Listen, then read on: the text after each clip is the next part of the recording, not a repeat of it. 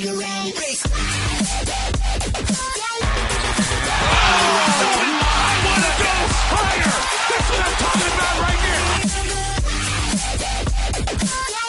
crosses over the fadeaway. Take a step back and kiss myself. Oh my gosh, it's over. Oh, does anybody know how to post videos to Facebook? Oh my goodness, www.myface.com.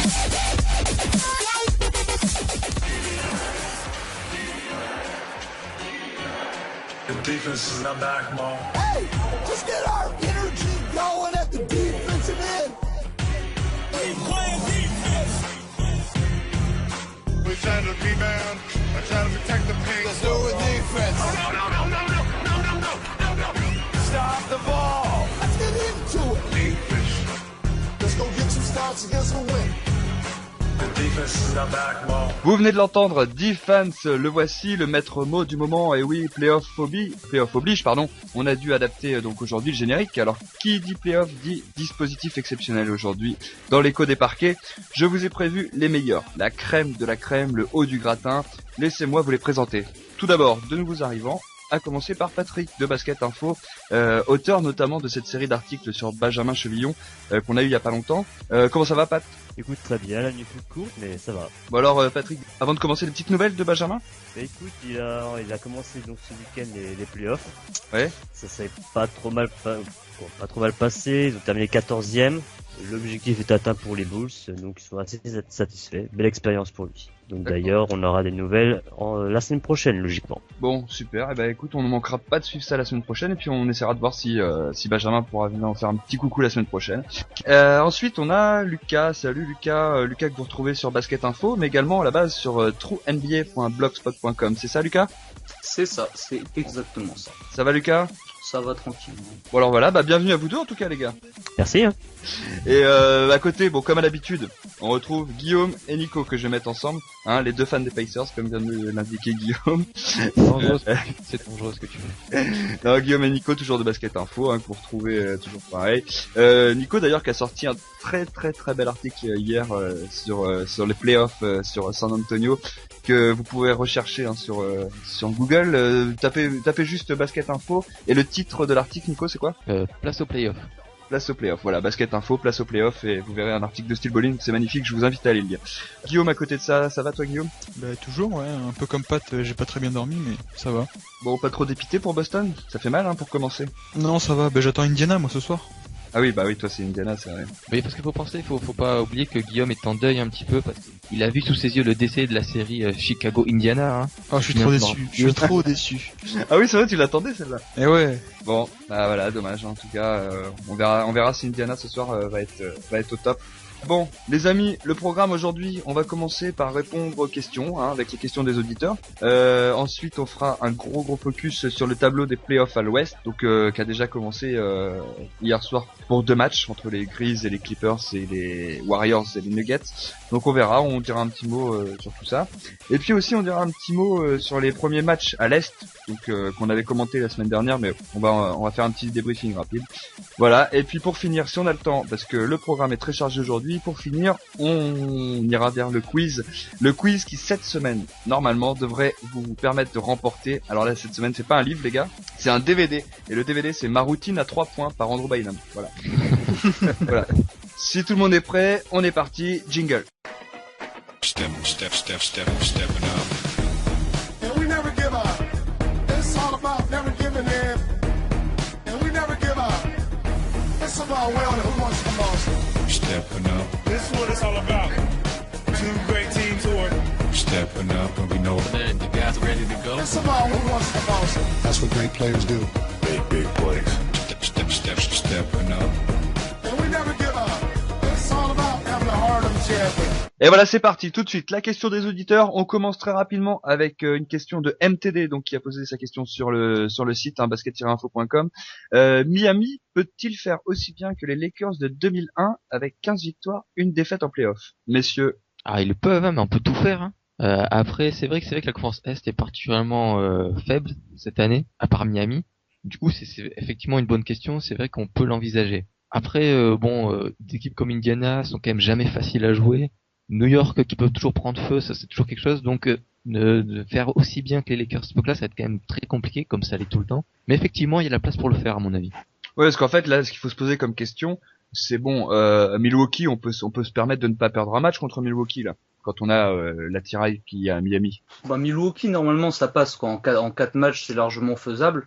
Le truc c'est que le Heat ils ont une partie de tableau qui est quand même relativement dégagée jusqu'à la finale de conférence. Ce que les Nets aussi qui devraient retrouver normalement en demi, ils les ont explosés tout au long de la saison quoi. Donc après si défaite il y a, ça sera minimum.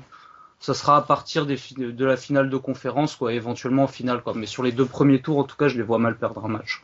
Voilà, en fait, ce qu'il faut voir, c'est quels pourraient être les adversaires du Heat jusqu'en finale. Donc, ça serait donc Milwaukee. Après, ça serait le gagnant de Brooklyn-Chicago. Et après, ce serait Après, il y a une chose intéressante peut-être sur ce sujet-là, c'est déjà on va voir si Miami va pas avoir une tendance à prendre ses adversaires de haut et du coup à jouer peut-être un peu moins bien que ce qu'il le devrait. Donc ça, c'est peut-être un risque envisageable. Et il y a aussi la théorie selon laquelle une équipe qui en play-off rencontre pas assez d'adversité lors des premiers, deuxième, troisième tours se met en danger quand justement elle va rencontrer une équipe un peu plus importante, parce qu'elle sera pas dans la dynamique des play-offs ou dans le combat depuis longtemps. Elle sera encore un petit peu en mode saison régulière entre guillemets, et du coup risque de subir d'être un peu en difficulté face à une équipe qui sera d'un coup un peu meilleure et qui aura déjà affûté ses armes bien avant face à une équipe beaucoup plus importante. Et ça peut notamment arriver en finale. Hein. Ouais, donc selon toi, gagner des séries 4-3, 4-2, 4-3, c'est plus intéressant pour la préparation que 4-0, 4-0, 4-0. Après, je me permets, mais c'est pas forcément représentatif le score. Évidemment, quand t'as une série 4-3, en général, c'est que c'est assez disputé. Mais tu peux très bien avoir une série qui se conclut en 5 matchs, gagner 4-1, mais avec 5 matchs très disputés, très serrés. C'était d'ailleurs un peu le cas l'an passé de la finale NBA. Donc c'est pas tellement représentatif, et je sais pas de toute façon si l'objectif du Heat c'est d'aller chercher ce record ou simplement d'aller chercher le titre en fait. Ouais. Donc pour répondre à la question, Miami peut-il faire aussi bien que les Lakers de 2001, on se dit que oui, tout est possible, mais ça dépendra de l'adversité au final. Oui, c'est pas forcément une chose à attendre non plus, ni une bonne chose pour Miami. Les confrontations et les combats, c'est ce qui forme le mieux pour la finale, où justement là ils vont rencontrer une vraie grosse équipe normalement, contrairement à toute la série, les séries d'avant. Donc ce serait peut-être pas un mal qu'ils aient un peu de fil à retordre pendant ces séries-là. Ok, bon, on va passer à la suite. Une question de Joachim. Alors déjà une question assez intéressante, à laquelle on va pouvoir répondre tout de suite. Votre émission continuera-t-elle après les playoffs ? Eh ben justement, on va pouvoir y répondre tout de suite. Messieurs, qu'est-ce que vous en pensez de ça ? Bah déjà, on attend nos salaires, hein. Oui, on en parlera en antenne, mais non, sérieusement, moi personnellement, pour moi c'est possible, étant donné qu'après on pourra faire pas mal de gros plans qu'on voulait faire, comme sur le tanking, comme sur l'après-draft, comme voilà, il y a beaucoup de choses à dire. Moi personnellement, peut-être pas tout l'été, mais je pense qu'elle continuera. Je sais pas, ça dépendra de vous. Moi je continue et je re-signe, mais seulement si Guillaume est viré en fait. D'accord. Mais c'est mon avis, hein, c'est tout. Du coup, moi je suis partisan de faire toutes les semaines. Ouais, non mais écoutez, moi personnellement, je suis pour. Voilà, pour répondre à cette question. Donc Joachim, normalement, te pose pas trop de soucis, ça devrait le faire. Ensuite, donc Joachim qui avait une question un peu plus importante quand même que celle-là. Evan Fournier a certes bénéficié du manque d'enjeu de ses derniers matchs pour réaliser ses perfs, mais quand même, 17 points, 18 points, 19 points et 24 points. Et je passe les rebonds et assists. Le coach ne pourrait-il pas lui faire confiance pour les playoffs ? Bah écoute, c'est assez intéressant comme question, puisqu'on a vu hier soir que le jeune meneur a été titulaire, n'est-ce pas ? Qui n'a pas joué d'ailleurs au poste de meneur. Non, il a joué poste 2 ou 3, enfin à l'extérieur quoi. Poste 2, hein, si je me souviens bien. Voilà, poste d'arrière exactement, à côté de Ty Lawson. Messieurs, je vous pose la question, est-ce qu'on va continuer à faire confiance pour les playoffs ? Je pense que oui, parce que ça a déjà été le cas. Et surtout qu'il s'est montré à la hauteur hier. Il a été agressif, il a montré de l'envie. Il a vraiment pas été impressionné par l'enjeu. Même les commentateurs sur le coup étaient assez impressionnés par lui. Donc c'est de bon augure, je pense. Ok, Patrick, tu voulais dire quelque chose là-dessus ? Oui, non, mais moi j'ai vu ce qu'il a fait. C'est vrai qu'en début de match, il a quand même marqué 11 points en 22 minutes. C'est quand même pas rien. Il a quand même pris des risques. Il était en confiance. Il hésitait à prendre des shoots, même s'il avait des échecs. Donc je pense qu'il a beaucoup de confiance de son coach. Est-ce que ça va plaire ça à George Karl justement qu'il prenne ses responsabilités comme ça?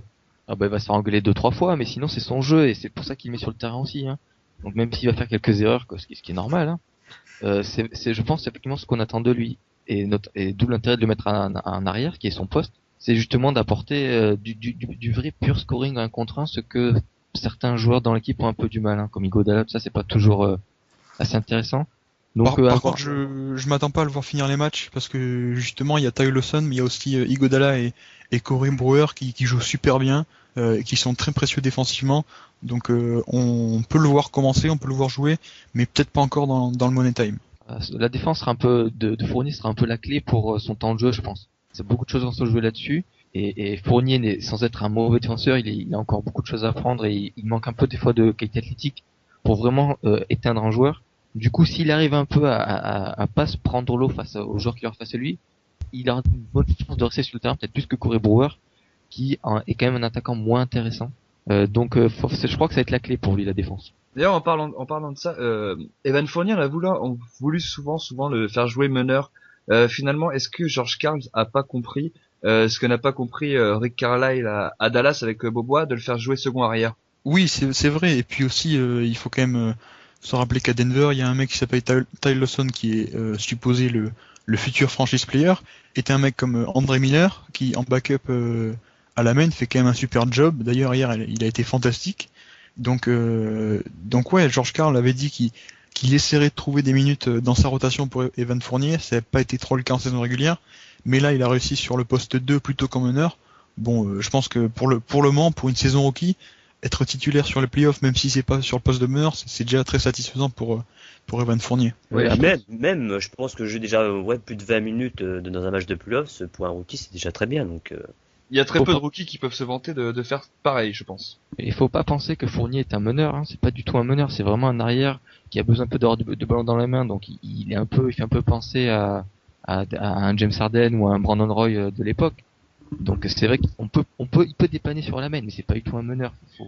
Faut arrêter. On est d'accord, mais exactement tout comme Rodrigue Bobois. Le problème de Bobois, on va peut-être pas faire le débat maintenant, mais c'est qu'il est peut-être un peu petit ou pas assez athlétique pour jouer 2, donc il essaye peut-être de le faire jouer meneur. Bon, de toute façon, pour cette question, on va juste dire, est-ce que vous pensez vraiment que George Karl va le laisser le long des playoffs comme ça en roue libre un peu à 20-25 minutes de jeu? Moi, je pense qu'il va le laisser jouer. Alors attention, les playoffs ne font que démarrer aussi, donc il va, je pense, jouer entre 10-15 minutes par la suite, mais il va continuer à le faire jouer. Bah après, tout va dépendre de son niveau de jeu, quoi, parce que hier, à un moment, par exemple, il fait une perte de balle un peu stupide, et il se fait bencher direct après, quoi. Donc après, ça va dépendre surtout de son niveau de jeu à lui, quoi. Effectivement. Bon, bah en tout cas, ce qu'on peut dire là-dessus, c'est que déjà, bon, c'est une très très bonne chose, hein, que George Karl ait pris le parti de le faire jouer en playoff. Bon, pour nous, c'est une très bonne chose. Après, on verra ce qu'il advient. Et puis, je pense que la victoire au bout, c'est aussi un élément assez favorable. Enfin bon. On verra par la suite. Ensuite, on a une petite dernière question. Aura-t-on inexorablement le droit à une finale NBA OKC Miami? Ah, messieurs, est-ce que vous pensez que finalement, même avec de nouvelles équipes qui ont montré le bout de leur nez, est-ce que vous pensez finalement que ça sera OKC Miami en finale? C'est fort probable, hein. Ouais. Bah pour Miami, c'est sûr, on l'a dit, le chemin est assez dégagé dans cette conférence Est, pas top. Pour OKC, je suis moins sûr. Il y a quand même de belles équipes qui commencent à s'affirmer petit à petit avec de plus en plus de certitudes. Donc faudrait pas que, justement, on parlait de Miami qui peut-être pourrait jouer un peu trop suffisant. Faudrait pas qu'OKC fasse la même chose parce que la conférence Ouest est quand même très relevée. Qui pourrait être le vrai adversaire de OKC dans la conférence Ouest là? Je pense sur San Antonio, je pense, hein. San Antonio et peut-être Denver, peut-être. Ouais, moi je verrais plutôt Denver aussi, quoi, parce que eux ils ont l'avantage d'avoir un mec qui peut défendre sur Durant dans la personne d'Iguodala, en fait. Et ce qui peut vraiment gêner OKC, c'est de réussir à sortir Durant de son match. Et ça, avec Iguodala, ils pourront le faire. Et je suis pas sûr qu'il y ait d'autres équipes qui aient un joueur qui ait cette capacité justement à faire déjouer Durant comme peut l'avoir le Iguodala, quoi. Si, justement, on avait vu Prince qui avait été pas mal dans ce rôle pour défendre sur Durant. Mais de toute façon, c'est c'est comme sur LeBron James, tu défends pas en 1 contre 1 contre Durant, il faut vraiment que ça soit un effort collectif. Et c'est pour ça que je vois plutôt, je te dis Memphis, bon, on sait pas s'ils vont passer le premier tour, mais peut-être Memphis ou les Clippers, tu vois, je mettrais bien une pièce sur eux. D'accord. Bon, est-ce qu'il y a, ouais, peut-être éventuellement les Clippers, ça aurait peut-être une chance, une finale de conférence Clippers OKC? Ben non, parce qu'ils vont se rencontrer. Oui, une demi-finale, pardon, une demi-finale de conférence Clippers OKC.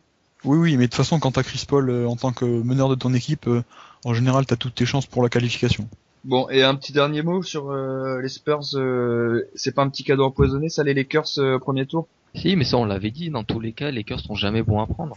Quelle que soit leur forme, quels que soient les joueurs qui sont sur le terrain, ça sera toujours compliqué d'une manière ou d'une autre à jouer. Après, San Antonio, c'est quand même des gens, ils ont l'habitude de ce genre de choses quand même. Hein, pour eux, que ce soit le premier tour ou la finale des conférences, les Lakers, ils vont vouloir les bouffer quoi qu'il arrive, quoi.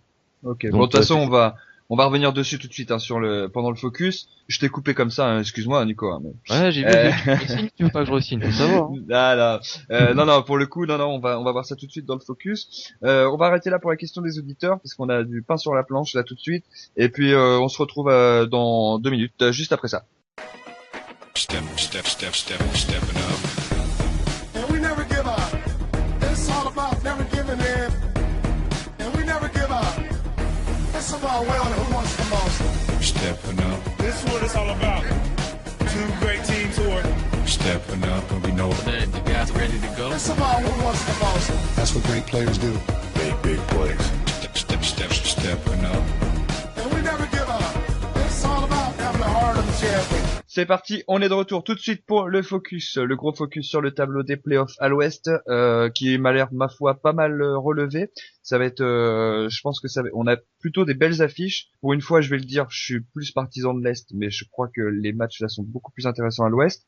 Donc on va rappeler tout de suite les affiches. Premier tour, Oklahoma City, Houston, San Antonio Spurs, Lakers. Ensuite, rappelez-moi la troisième, je l'ai perdu. Memphis Clippers Et Denver Warriors. Voilà. Donc on va commencer tout de suite avec, je sais pas, on va y aller avec Oklahoma City, Houston Rockets. Le retour de James Harden à Oklahoma. Alors qu'est-ce que ça va nous donner ça? Ça va donner un joli match, enfin une jolie série au minimum, avec effectivement un Harden qui va vouloir faire du mal à son ancienne équipe, sachant que ça peut-être pour lui ça peut être très bien, mais ça peut aussi avoir un sens inverse, il va peut-être vouloir trop en faire. Voilà, c'est ce que j'allais dire. Est-ce que c'est pas ça le risque, c'est qu'il en fasse un peu trop? Bah, ce sera lui de voir. Bon après, ça reste un jeune franchise player, donc il a le droit de griller un joker cette année. Hein. Mais on verra bien comment il va appréhender ça justement. Ça va être intéressant. Et Durant, Westbrook aussi d'ailleurs. Hein. Westbrook, on va voir aussi comment eux vont réagir à ça aussi. Surtout qu'en saison régulière, tu disais ça peut être un mal comme un bien. En saison régulière, on a vu les deux. On l'a vu James Harden se trouver contre OKC. On l'a aussi vu planter 46 points pour arracher la victoire, quoi. Après, la question, ce sera est-ce que Houston arrivera à stopper défensivement Oklahoma City. Ça me paraît un peu plus compliqué quand même. Mais je pense que ça va être la clé, ça va être là aussi. Hein.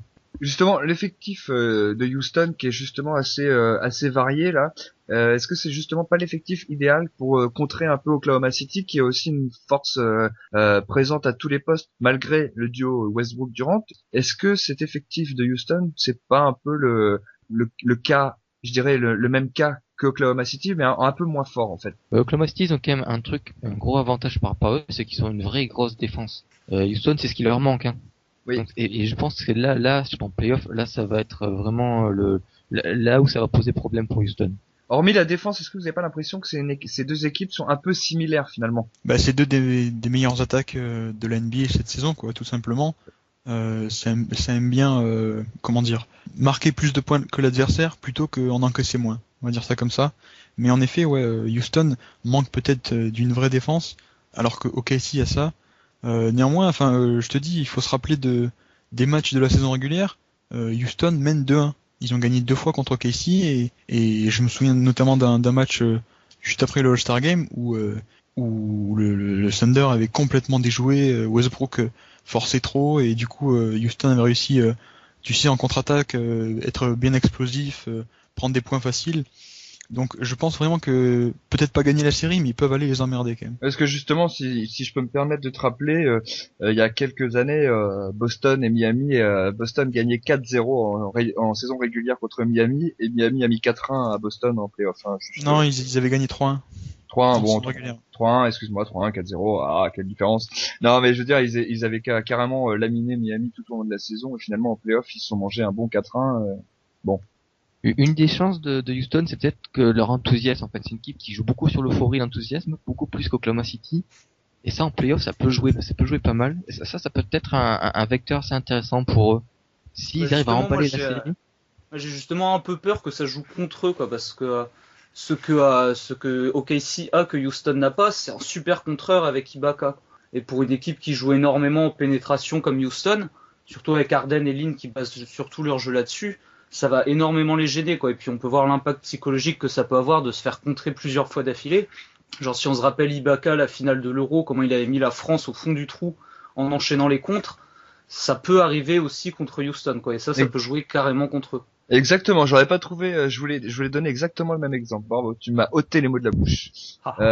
Non, mais c'est vrai, je suis assez d'accord là-dessus. Alors, quelles peuvent être les clés de cette série pour Houston s'ils veulent faire un peu de mal à OKC? La réussite à 3 points. Ouais, c'est ça, c'est vraiment ça, parce qu'ils basent leur jeu là-dessus, et que je te dis, ils essaieront de toute façon de marquer beaucoup plus qu'eux, plutôt que de gagner le duel en défense, quoi. Donc, vu que la base c'est le 3 points, il faut qu'ils misent là-dessus, il faut qu'ils misent peut-être jouer sur un rythme de jeu assez élevé pour éviter justement que la bonne défense d'Oklahoma n'ait le temps de se mettre en place. Mais ouais, c'est déjà deux clés intéressantes pour Houston. Alors, mon petit Westbrook hater, hein. Si Houston met tous les 3 points, met tous les paniers de manière assez euphorique comme ils l'ont montré régulièrement cette année, je serais pas étonné de voir Westbrook, mais aussi Durant, hein, essayer de vouloir jouer un petit peu les héros, comme ils ont parfois tendance à le faire et pas forcément de manière pertinente. Ça peut être intéressant. Enfin, c'est une équipe qui fait que mettre des paniers en face. Bon, très bien. En tout cas, allez, un petit pronostic comme ça rapide. Houston, Oklahoma. Bon, on voit plutôt Oklahoma passer, non? Quand même. Ouais. Mais 4-2 avec une jolie série, je pense. Ouais, c'est ça. Je prends un 4-2 aussi. Et puis de toute façon, Houston n'a rien à perdre. Donc. Ok. Et on peut miser sur la moyenne de points de James Harden aussi. Moi, je dis une bonne 30aine de points par match. 53. C'est ce qu'il a fait, hein. C'est ce qu'il a fait en saison régulière, hein, contre. Il a fait en moyenne de 29 points. Donc. Mais ce qu'il faut noter, c'est que sur les 3 matchs de saison régulière, les 2 défaites de Houston, c'est quand même 2 grosses défaites, donc il y a quasiment 20 points d'écart. Ouais, bon, en tout cas, on la suivra de près cette série parce qu'elle a l'air plutôt intéressante. On va passer tout de suite à la deuxième. Donc la deuxième, alors c'est une série que tout le monde attend et qui va démarrer ce soir. Spurs contre Lakers. Alors là, c'est duel de style. Bon, déjà, on commence. Est-ce que la clé de la série pour celle-ci sera pas l'état des blessés et l'état des joueurs aujourd'hui, la forme physique. Par exemple, Tony Parker va-t-il revenir à son meilleur niveau après les petits déboires qu'il a connus ces derniers temps? Oui, c'est ça. Enfin, c'est pas tellement les blessures pour les Spurs, c'est plutôt la blessure de Tony Parker. Bon, il y a l'état de forme de Manu Ginobili, mais quand même, c'est Tony Parker qui inquiète le plus, on pourrait dire. Et vraiment, si Parker va bien, s'il retrouve son agressivité, sa réussite en pénétration, ça peut vraiment le faire. Mais si on voit un Tony Parker qui se trouve complètement comme malheureusement on l'a vu dernièrement, ça peut commencer à être compliqué contre les Lakers. Parce que sur ces derniers matchs là, les Spurs nous ont pas trop rassurés au final. Justement, c'est ça, parce que si je me souviens bien, sur les 10 derniers matchs, ils ont remporté que 3, donc c'est vrai que la fin de saison a été, on va dire, quasiment moyenne, donc c'est vrai que moi je suis un peu inquiet. Je suis pas inquiet, mais c'est vrai que la fin de saison n'était pas fabuleuse, donc. Alors qu'à l'inverse, les Lakers, eux, ils sont en pleine bourre, quoi. Ouais, les Lakers justement. Du côté des Lakers, d'après vous, qui va prendre ce leadership là qui va manquer avec Kobe Bryant? Castle. Ça va être Castle, quoi, parce que depuis que Kobe est blessé, en fait, c'est lui qui a vraiment pris la responsabilité de créer du jeu, quoi. Même dans la plupart des systèmes, il a pris la place de Kobe, et c'est vraiment lui qui dirige tout le jeu des Lakers, quoi. D'autant que Nash est pas là, et même quand Blake est sur le terrain, quand il joue avec un autre meneur, c'est quand même lui qui dirige le jeu de A à Z, quoi. Donc là, effectivement, ça va être lui la clé. Mais faut voir aussi que là, cette fois-ci, il va se retrouver avec Duncan en défense à tous les matchs, quoi. Donc ça va pas lui simplifier la tâche non plus. Exactement. Est-ce que ce duo Howard-Gasol va poser des problèmes sérieux à San Antonio?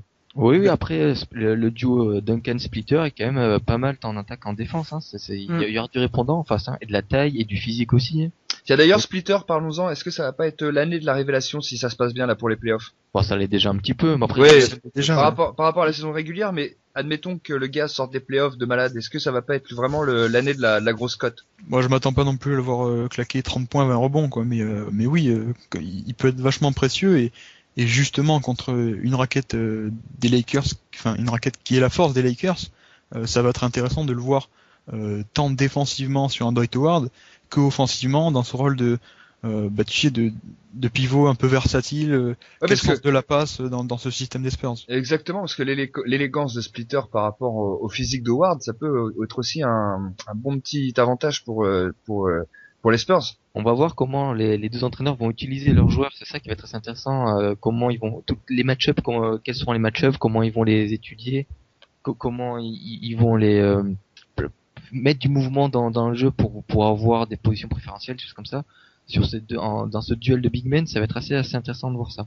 Alors finalement, le duel Spurs-Lakers, est-ce que c'est pas finalement le duel Popovich-D'Antoni? Ben forcément, dans toutes les séries de playoffs, c'est ça, de toute façon, vu que les équipes ne font que se rencontrer sur plusieurs matchs, il y a toujours des ajustements à faire.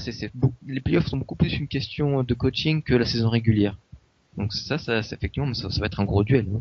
D'accord. Bon, en tout cas, on verra. Votre petit prono là-dessus? J'ai peut-être une petite chose à dire avant. Je sais pas quand revient Steve Nash, mais une équipe avec sans Kobe, Steve Nash, Gasol et Howard, c'est inédit pour eux. Donc il va falloir qu'ils se découvrent un peu sur le tas, en fait, non? Bah, effectivement. Ah ouais, c'est ça le dilemme, c'est qu'il va falloir apprendre à jouer ensemble dans une série de playoffs et en plus contre les Spurs. Bon, effectivement, ça peut paraître assez compliqué. Là. Il y a un autre problème, je me permets, il y a un autre problème pour les Lakers. C'est vrai qu'en profondeur de banc, il y a quasiment rien, donc ça va être un problème physiquement. Ouais. Qu'est-ce qu'on a sur le banc là, Jody? Ils ont quand même quelques éléments intéressants. Il y a Jamison il y a Jamison. Ouais, voilà, mais qui finit bien la saison alors que il y avait eu quelques problèmes. Il y a Earl Clark qui joue mieux aussi. Et les gars, il y a Andrew Goodluck quand même. Andrew Goodluck quand même. Ah, c'est pas négligeable. Le minimum pas. Alors plus sérieusement, si le banc des Lakers est pas totalement dénué de potentiel. Par contre, en comparaison, il est quand même beaucoup plus faible. Ah bah oui, mais ça c'est normal. Tu compares à San Antonio qui doit avoir un des meilleurs bancs de la ligue, donc forcément. Est-ce que je voulais savoir, est-ce que Earl Clark, c'est lui qui va démarrer les matchs ou non, c'est World Peace? Non, apparemment non. Il joue sur le poste 4 en sortie de banc maintenant. D'accord. Anthony a eu sa période un peu folle de vouloir faire de Gasol le 6e homme, mais il s'est calmé là, c'est bon. D'accord, ok. Bon, en tout cas, on manquera pas de suivre cette série qui a l'air plutôt intéressante. On passe à la suivante. Donc là, on est sur Memphis Clippers, donc Grizzlies Clippers. On a déjà eu le droit au premier match hier soir. Qu'est-ce que vous en avez pensé de ce match hier soir? Moi, j'étais très surpris. Ouais, vas-y. Très surpris défensivement en ce qui concerne les Clippers, la prise de rebond. Ça c'est la chose qui m'a le plus surpris. Ouais, ils ont été mangés au rebond Memphis alors que c'est une de leurs forces quoi. T'avais un Zach Randolph et un Marc Gasol qui se sont fait manger tout simplement. Mais je nuancerais quand même. C'était un match très frustrant pour Memphis à cause des fautes. Ils ont eu beaucoup de problèmes avec les fautes, notamment avec un très bon jeu d'acteur des Clippers par moment. Mais donc du coup c'était frustrant. T'avais un Zach Randolph qui a pas passé énormément de temps que ça sur le terrain, donc ça explique aussi cette défaillance au rebond.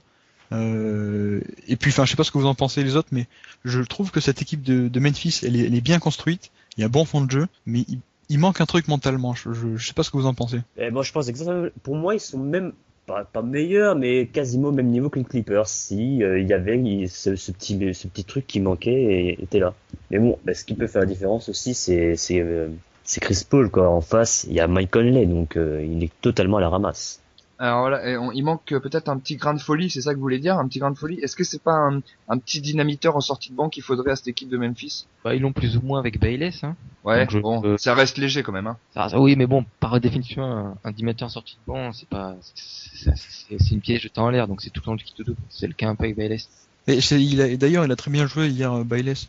Non, mais après voilà, Mike Conley reste un très bon défenseur sur le poste de meneur, mais en face t'as quand même Chris Paul quoi. Enfin, il n'y a pas besoin de dire plus quoi. C'est Chris Paul qui a été juste énorme comme d'habitude dans le Money Time quoi. Bah, de toute façon, je pense que là, on peut s'attendre de Chris Paul des playoffs assez exceptionnels. Là. TT, c'est free agency. Est-ce qu'il va rester, est-ce qu'il va partir? On peut supposer qu'il va essayer de remplir son contrat en playoff de manière autoritaire quoi. Non, mais de Après, toute il est façon, je toujours bon en playoff, hein, de toute façon. Bah oui, ça, de toute façon, on l'a vu contre les Lakers avec les Hornets. C'était exactement. c'était lui qui avait porté l'équipe. Non, mais c'est plutôt les Clippers qui ont quelque chose à jouer par rapport à Chris Paul. C'est est-ce que ils vont jouer suffisamment bien autour de lui pour le convaincre de prolonger, en fait. C'est surtout les autres joueurs qui doivent s'intéresser à cette question-là. Si vraiment ils éliminent Memphis et qu'ils se montrent vraiment à la hauteur face à Oklahoma City qu'ils devront rencontrer, ça convaincra sûrement plus Chris Paul de poursuivre l'aventure avec eux que s'ils se font éliminer lamentablement par Memphis. Mais t'as encore des doutes sur le fait qu'il va rester aux Clippers? Alors, on sait jamais. Non, je suis assez d'accord sur le fait qu'il va rester, mais bon, on sait jamais, quoi. Je veux dire, peut-être on sait pas les offres qu'il aura, on sait pas l'entente qu'il y a dans l'équipe, lui-même peut-être risque d'être frustré par les mauvais matchs de certains de ses coéquipiers, qu'il est peut-être pas tant confiance en eux que ça. Je sais pas, là, je pense sérieusement que lui-même ne sait pas encore trop, hein. Il garde ses options ouvertes, quoi, et il a raison, hein. Et là, là, vont lui donner un peu plus d'informations sur l'équipe qu'il a avec lui en ce moment. Et ben, pourquoi pas, envisager un départ, hein. Ça reste une possibilité. Bon, Guillaume, est-ce que tu pourras l'appeler pour lui demander? Ouais, je l'appellerai, mais bon, il faut que je passe par un Cliff, parce que c'est lui son agent maintenant. Parce que Chris pendant les playoffs, il répond pas. Donc tu l'appelleras. Alors on verra ça avec Cliff Paul la semaine prochaine. Alors, on essaiera d'avoir Cliff Paul. Il va encore en plus, il est gentil comme tout, Cliff Paul. Il est toujours prêt à aider. Très bien. Bon, on passe à la série suivante si vous avez rien à ajouter là-dessus. Série suivante. Alors là, on y a eu le droit aussi hier soir, donc on en a parlé tout à l'heure avec Evan Fournier titulaire. Warriors, Nuggets Warriors. Est-ce que ça c'est pas l'affiche la plus offensive du premier tour? Si, mais là ça n'a pas été tant le cas que ça. Bon, hier soir ça n'a pas été tant le cas effectivement, mais est-ce que c'est pas l'affiche qui laisse le plus de place au jeu rapide? Bah, justement, pas forcément en fait, quoi, parce que cette série-là va se jouer justement sur quelle équipe arrivera le mieux à endiguer le jeu rapide. On a vu hier que les Nuggets ont été vraiment en difficulté à partir du moment où les Warriors réussissaient à les contenir et à contenir leurs offensives rapides. Et effectivement, la série va se jouer surtout sur de la défense, quoi. Ça peut paraître bizarre étant donné que c'est deux des meilleures attaques de la NBA, mais la clé de la série va surtout être comment les équipes vont réussir à défendre vis-à-vis de cette attaque qui va vite des deux côtés. Laquelle des deux équipes réussira vraiment à contenir son adversaire. Guillaume, juste, tu avais un avis sur Andrew Bogut et son retour. Est-ce que tu as changé d'avis aujourd'hui sur le cas Bogut chez les Warriors? Changer d'avis, non. Enfin, c'est toujours le même avis. Il est quand même assez précieux défensivement. D'ailleurs, hier, il l'a bien montré. Quand David Lee est sorti, c'est lui qui a contrôlé la raquette. Offensivement, il s'est montré assez intéressant. Mais je pense pas que ça soit lui qui va donner aux Warriors 25 ou 30 points pour gagner le match, quoi. Non, mais il y a un truc intéressant avec Bogut, c'est vrai qu'il peut peut-être un peu être une clé de cette série, parce que justement Denver est une équipe qui marque beaucoup dans la raquette, et Bogut fait un gros travail défensif dans la raquette. Donc est-ce que justement sa présence ne va pas annihiler toute cette force intérieure, entre guillemets, parce que c'est les paniers qui les mettent, c'est plutôt des extérieurs. C'est cette force de scoring intérieur des Denver, est-ce que Bogut n'est pas un élément qui permettra justement de bloquer ça? Ça peut être une clé pour cette série, je pense. Oui, et puis hier on a quand même vu ce que les Warriors pourront faire sur la série. C'est-à-dire on a vu que dans un premier temps ils ont quand même eu beaucoup de mal avec leur shoot, notamment Stephen Curry qui a commencé le match vraiment il rentrait rien. Et après on les a vus quand même s'améliorer un peu. Donc c'est vraiment c'est du kit ou double avec une équipe qui base son jeu et sa réussite sur justement la capacité à rentrer ses shoots. Donc est-ce qu'ils vont pouvoir montrer assez de réussite pour emmerder les Nuggets? Ça reste encore à voir, quoi. Finalement, est-ce que c'est pas les Nuggets qui ont le meilleur répondant face au duo Curry-Thompson? Ouais, surtout qu'on a vu hier j'en reviens encore là-dessus, mais Corey Brewer, il a été excellent hier. En attaque, il a été très propre, mais c'est surtout défensivement où justement, je te disais Stephen Curry qui a manqué tous ses premiers shoots. Lacoste c'était quand même un Corey Brewer qui le suit à la trace quand Stephen Curry essaye d'aller en sortie d'écran ou en catch and shoot, tu vois, vraiment une grosse défense de Corey Brewer, et c'est peut-être justement aussi un des match-up qui pourra aider les Nuggets à gagner cette série. D'accord. Et sinon, juste pour vous, c'est quoi la vraie clé de la série? La défense, hein. Mine de rien. Dans cette équipe attaquante, ça va, effectivement, comme disait Lucas, ça va être celui qui arrivera à plus gêner l'attaque de l'autre qui gagnera. Et alors d'un côté avec Bogut qui fait son boulot, de l'autre côté Corey Brewer et même Taylor Swift, je crois qu'il y avait pas mal de grosses interceptions, il me semble. Fin de match, ouais. Donc je crois que c'est vraiment qui sera celui qui arrivera le plus à éteindre l'autre en fait. Et Denver me paraît un peu mieux placé pour ça, a priori. D'accord. Donc là, en prono, pour vous, ça serait plutôt Denver que Warriors? Bah plutôt Denver, d'autant qu'apparemment David Lee est même pas sûr de jouer le deuxième match, donc si effectivement il est out pour la série, c'est cuit pour les Warriors. Ouais, il s'est pris une grosse blessure à la hanche, donc a priori ça devrait peut-être pas revenir, donc très gros coup dur parce que derrière il y a pas forcément les éléments pour faire le taf qu'il faisait quoi. Ah, c'est qui derrière David Lee? Bah t'as du Karl André qui est pas mal, mais t'as du Draymond Green qui est c'est pas top quoi. Enfin il a pas le coup de basket.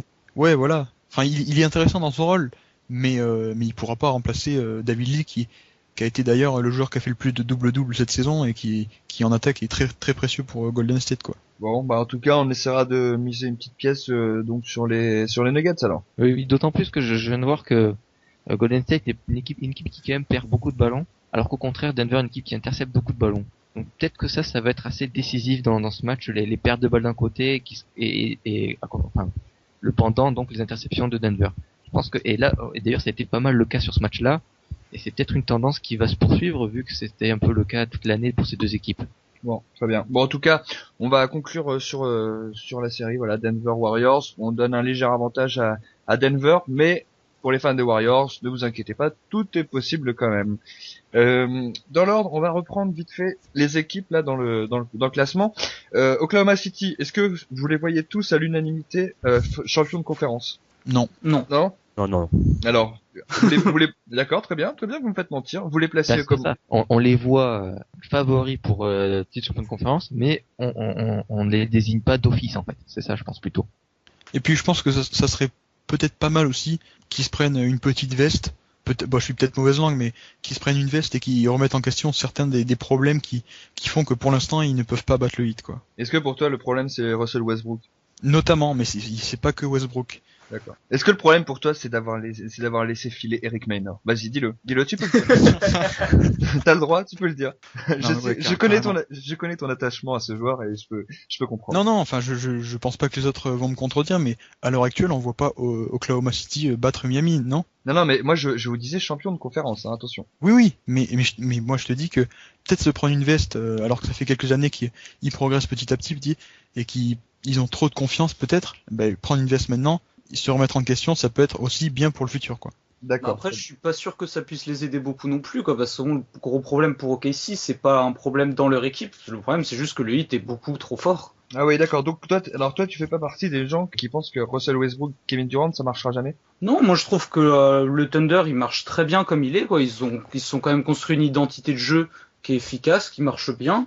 Ils ont un effectif qui est cohérent, qui est assez équilibré sur les postes avec une bonne profondeur. Mais le problème, c'est que effectivement, s'ils se retrouvent à nouveau en finale contre le Heat, ils vont tomber sur une équipe qui est plus forte qu'eux.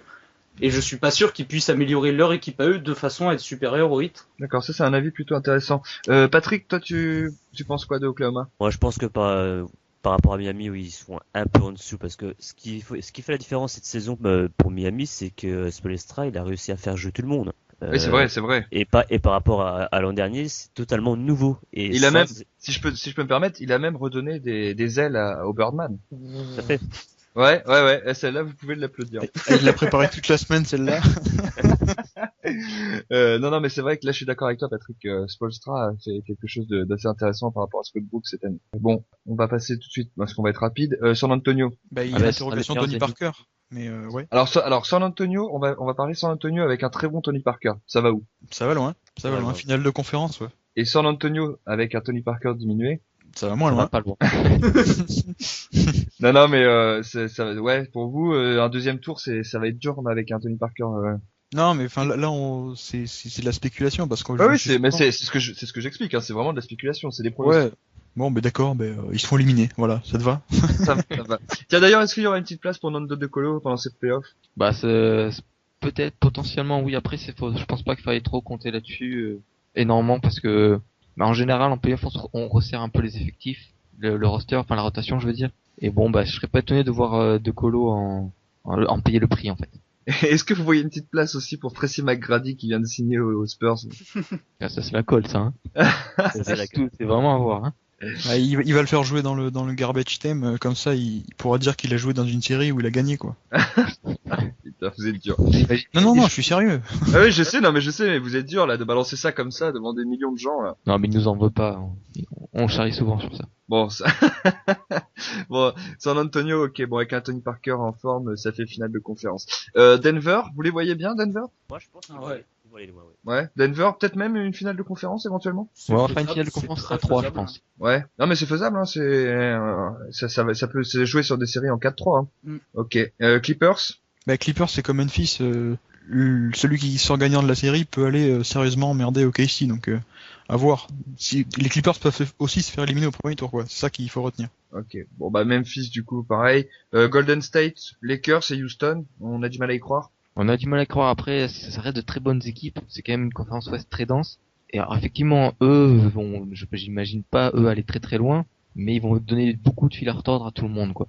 Et puis l'essentiel pour Houston et Golden State, c'est quand même d'avoir participé aux playoffs. C'est déjà une belle satisfaction cette saison. D'ailleurs, Houston, on peut dire que c'est quand même assez exceptionnel pour eux d'être retournés en playoffs comme ça après des années de disette juste avec l'arrivée de James Harden quand même. Ah bah c'est OKC qui les sauve, hein, ça. C'est sûr. C'est vrai. Bon, en tout cas, merci messieurs. Bon, pour aujourd'hui, effectivement, on va pas avoir le temps de faire le quiz. Je vais juste vous poser une question, d'accord? Le premier qui répond, j'offre le DVD. Hein. Ma routine à 3 points par Andrew Bynum, ça c'est cadeau, c'est pour moi. Donc c'est parti, vous êtes prêts? Ouais. Attention, là, il va falloir être rapide parce que, à mon avis, ça va être du sérieux. Qu'a envoyé Carmelo Anthony à Kobe Bryant cette semaine? Bonbon. C'est qui a parlé? Ah, c'est moi le premier, je crois. C'est Nico le premier. Ah, c'est toi qui a dit bonbon là d'un coup? Ah bah ouais, attends, moi déjà. Bonbon déjà, j'ai sauté. Bon bah voilà, donc Carmelo Anthony qui a envoyé un petit paquet de bonbons, enfin un bon paquet de bonbons à Kobe Bryant en lui souhaitant un bon rétablissement. Bon bah Nico, tu gardes ton titre? Ouais, mais je suis en train d'ouvrir le bouquin. Arrête de dire ça, c'est moi qui gagne toutes les semaines. Non, c'est qui gagne son titre. C'est Nico mon chouchou, donc c'est lui qui gagne. Oh là là. Par contre, je suis en train d'ouvrir le bouquin d'Andrew Bynum, ma routine à 3 points. Il y a une page il a écrit je shoot, c'est tout. Je sais pas, il y a arnaque un peu, non? Sauf que c'était pas un bouquin, c'était un DVD, d'accord? T'as ouvert la jaquette du DVD. Y a pas des bonus sur un épisode de bowling ou un truc comme ça, non? Le bêtisier, quoi. Le making of du bowling. En plus, mon bêtisier sur le bord des Sixers toute l'année, j'ai kiffé. Enfin bref. Bon, en tout cas messieurs, je suis très très content d'avoir fait cette émission avec vous. Lucas, merci beaucoup. Bah de rien. Patrick également, merci beaucoup. Donc Patrick, on te retrouve la semaine prochaine pour la nouvelle série, enfin pour le nouvel article pour les playoffs de Benjamin, c'est ça? C'est ça. Ok. Bon bah écoute, en tout cas on va l'attendre avec impatience. Toujours sur basket-info.com, hein, le récit de Benjamin Chevillon. Lucas toujours true-nba.blogspot.com et sur Twitter. D'ailleurs pareil, je sais plus. Patrick c'est Amiral50 sur Twitter. Lucas c'est Switch to LK.